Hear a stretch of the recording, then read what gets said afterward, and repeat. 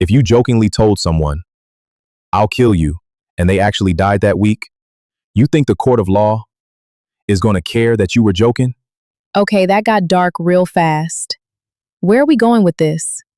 We're going to the idea that your words carry weight, whether you meant them or not. All right, I'm already shaking my head, but go on. Welcome to the family table. I'm Chloe. And I'm Marcus.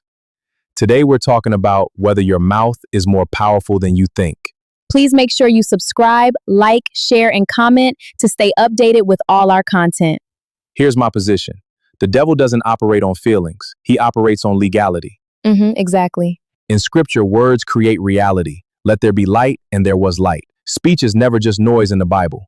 Proverbs says death and life are in the power of the tongue. Not might be, are. Real example.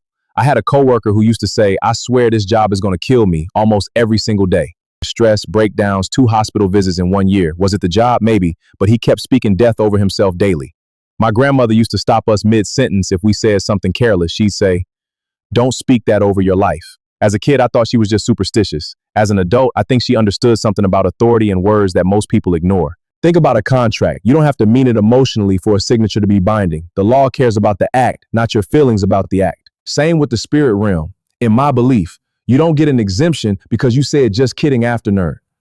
Okay, Marcus, I want to challenge that because that sounds like it could spiral into pure anxiety. If every joke, every careless sentence, every sarcastic comment is a binding spiritual contract, nobody could ever speak freely again. My position is this. Intent matters. Context matters. A threat said in anger is not the same as a joke said in love. Even your court of law example actually proves my point. Courts absolutely consider intent. That's the whole reason manslaughter and murder are different charges. Intent is the entire foundation of criminal law.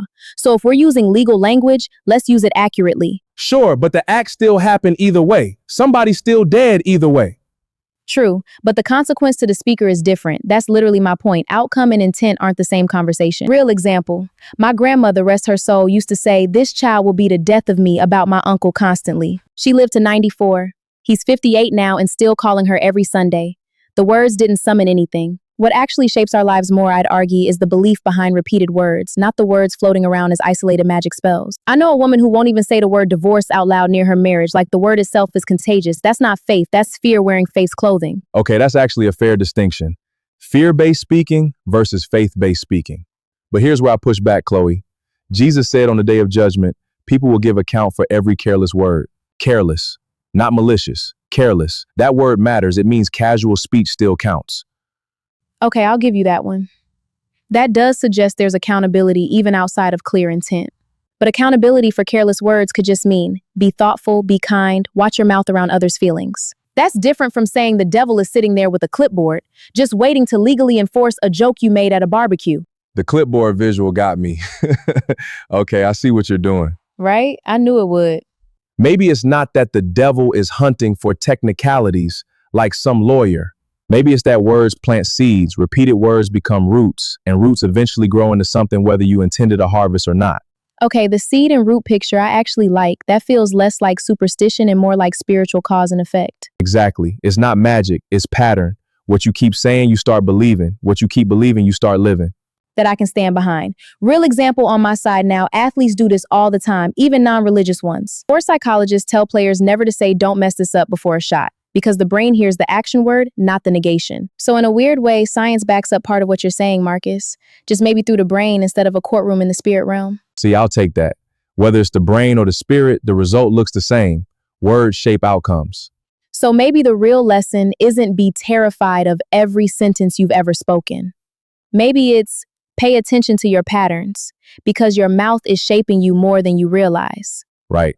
Not every joke is a curse, but not every joke is harmless either. Somewhere in the middle is wisdom. Speak life over the people you love, including yourself, even when you're joking. And remember, careless doesn't mean harmless. Your mouth has been writing things about your life since the day you learned to talk. Okay, that one was actually kind of beautiful, Marcus. I'm glad you think so. Watch your words, everybody. They're listening, recording, and building something, whether you meant it or not. That's the show.